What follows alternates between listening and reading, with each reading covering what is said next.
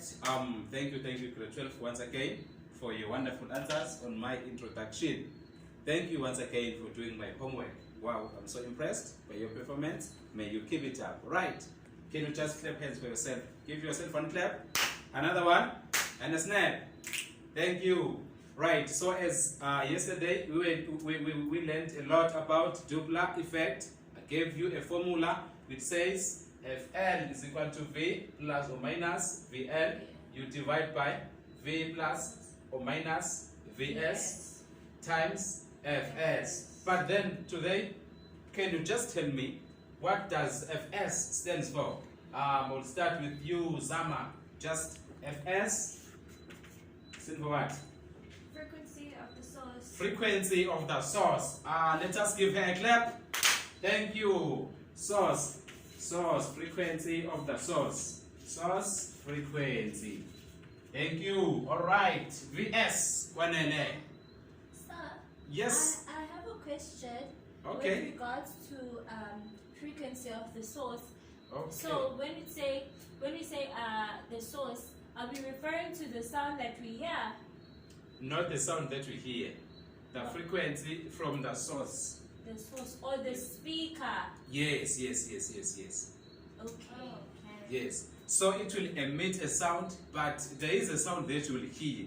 That's why, let's say the speaker is emitting a sound here, a big sound. But if you are there, you'll be hearing a certain sound, not exactly the one that is emitted here. Okay. But if you can come here, and then you'll be able to hear more sound. Okay. Okay, now I understand better. Yes. So tell us now, Vs stands for what? Velocity of the source. Velocity of the source. So Vs is velocity of the source. Mandile, can you tell us what does Fn stands for? Frequency of the listener. Frequency of the listener. Fn is frequency of the listener. All right. Thank you so much, grade 12.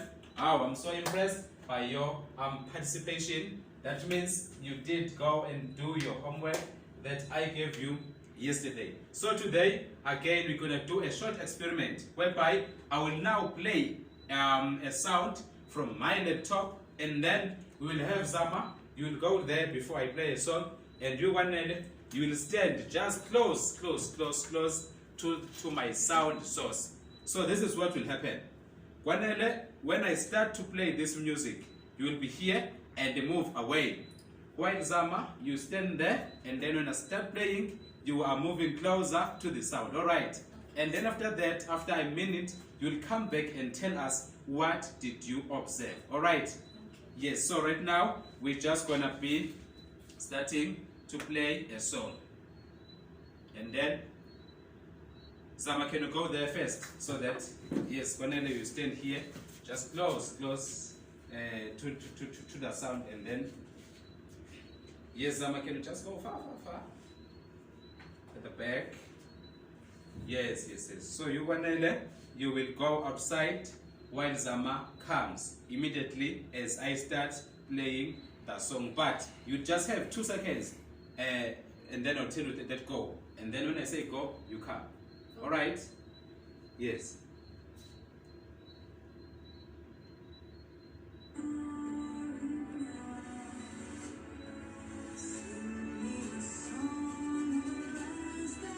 All right, go now. One and then leave.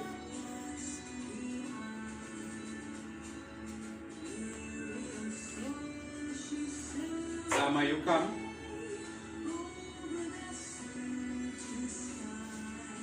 Yes, come.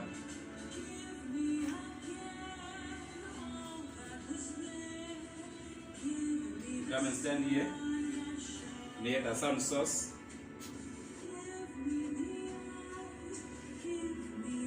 All right. Thank you. Wanele, can you come back? You can go to your places. All right. So now, thank you so much. Wow, you love music. I saw you. You were like dancing. Wow, you. So if I can just come here and play music, I'm sure you'll be happy, right? To be a partisan. Okay. Thank you. So now we will start with Kwanele. You started here and you heard the song, but okay, can you tell us what did you observe as you were here compared to when you were no longer here outside? Can you tell us your observations? Okay, so when I was standing here, I Yes. could hear the song and the beat and the lyrics. I could hear the lady singing, sing me a song. And then when I started moving from, Okay. when I got here to the door, Yes. it started not sounding much clearer. Mm. And then when I moved down to the stairs, I couldn't hear the sound at all. Wow, that's perfect. Well observed. Can you give her a clap? All right, so we're gonna give her a KFC clap. So it goes like this: 1, 2, 3, 1, 2, 3, stop it. 1, 2, 3, 1, 2, 3, stop it. I love it. All right, so let's go. 1, 2, 3, 1, 2, 3, stop it. 1, 2, 3, 1, 2, 3, stop it. I love it. Thank you. All right, Zama, over to you now. When I was standing there at the back, I couldn't hear the song clear, but I could hear the sound a little bit. And as I moved further and further, I was able to hear the lyrics and the song and the lady singing and the beats also. I could hear how the beats were shifting. Yeah. Wow, that's perfect. We're gonna give you a kilo clap. You're gonna get a unique one. So kilo clap goes like this: 1, 2, 3, 1, 2, 3, kilo. 1, 2, 3, 1, 2, 3. Shh. So 1, 2, 3, 1, 2, 3, kilo. So yeah, whenever you give me an answer, you're gonna get a unique clap, and then you can even go to your home. You tell your mom, "Oh mom, Sir gave me a unique clap," and then she'll give you more money. I tell you. So thank you so much. So the idea why I did that was to bring an idea that when you are moving towards the sound source, you will hear more sound. But if you are moving away, the sound you hear will decrease. All right. Yes, so that was the basic idea why I was doing that. Anyone with a question? No, okay. Wanele? So tomorrow, can we do an activity again in the school grounds where you would have bigger speakers so that we can participate in this activity? It was very fun. Wow, thank you so much. I like that idea, and then I will go home and So that we can see how sound travels in an open space. in an open space. Oh wow, that's perfect. Wow, I like that. Thank you. I will consider it, and then I will get back to you after school. All right. Thank you so much. So now, the fact that you've understood what happens when you are moving towards the sound, or the sound source is moving towards you, we can apply this. We can calculate the frequency of the listener. So today, we're gonna mostly focus on calculating the frequency of the listener when we are given the velocity of the listener, or the velocity of the source, and the frequency of the source. All right. So I'm just gonna copy this example on the board. It says you will copy later, not now.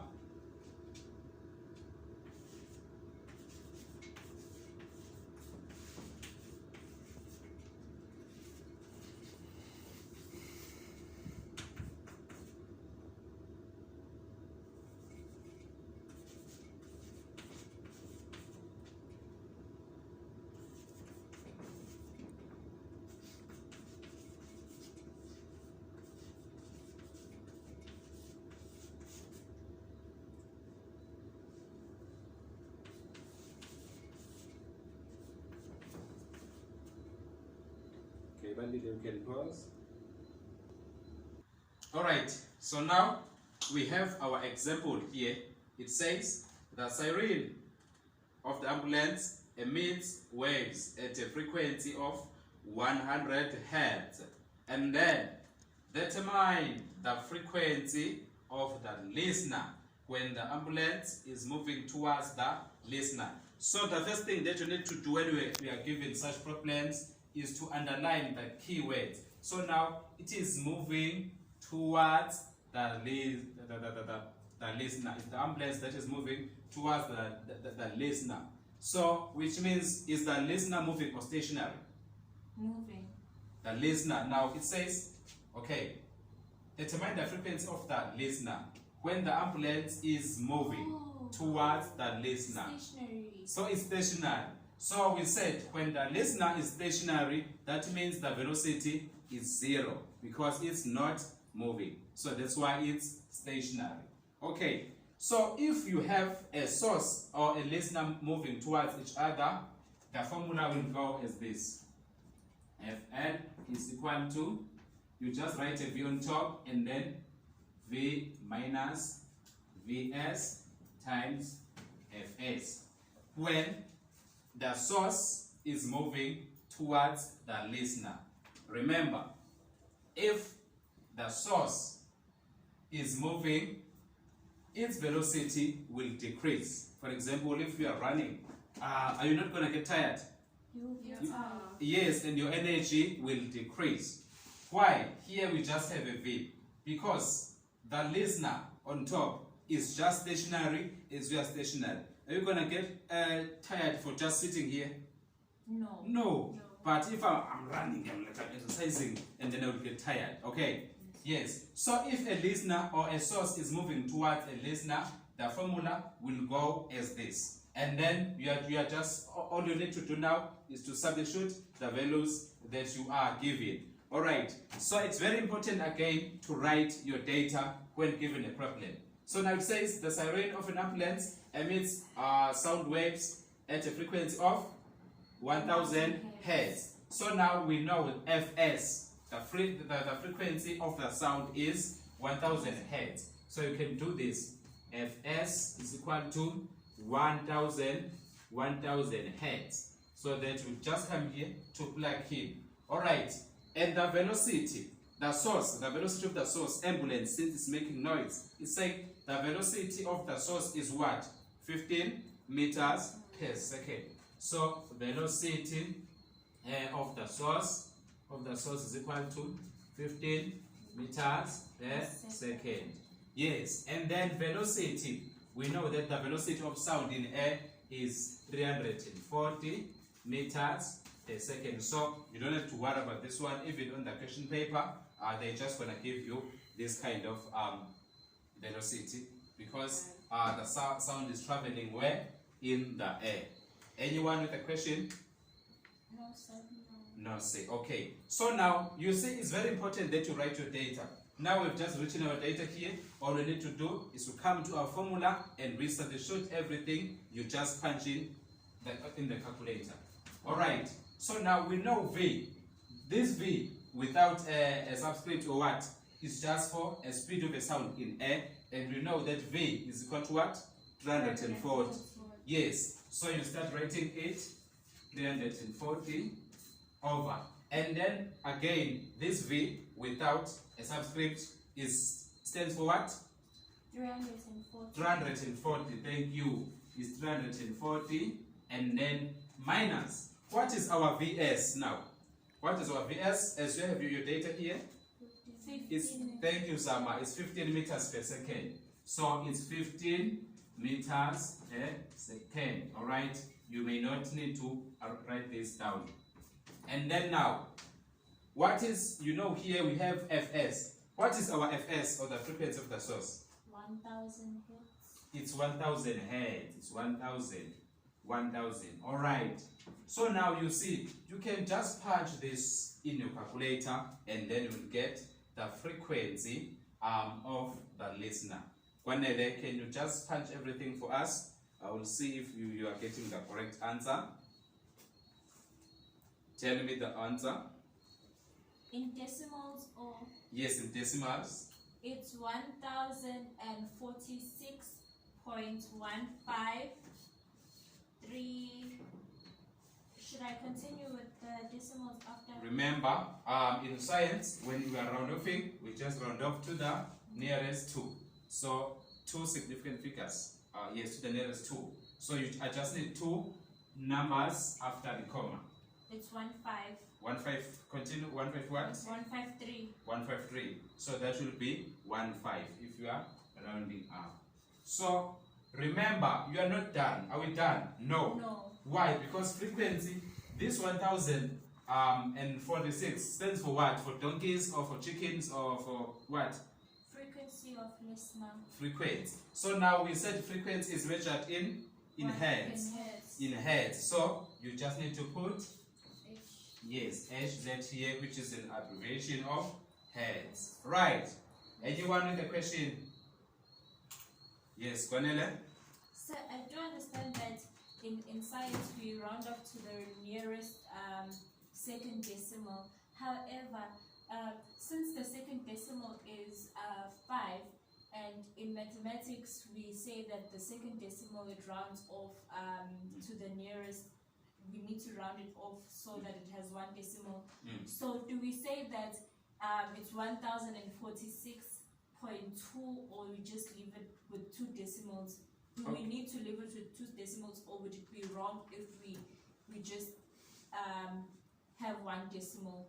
Alright, thank you, Cornelia. in the comma? So what I'll tell you is that you must be careful. You check the question paper. Sometimes they may say round off to the nearest 2 or to the nearest 1. So if they said round off to the nearest 1, then you're gonna be like 1046.2. But if they need the 2 figures after the comma, you will just leave it like this. Okay. Yes, so you just check a question. Anyone with the question? Alright, thank you. I'm going to give you another example, and then you're the one who will do it to see if you understood. Alright, thank you.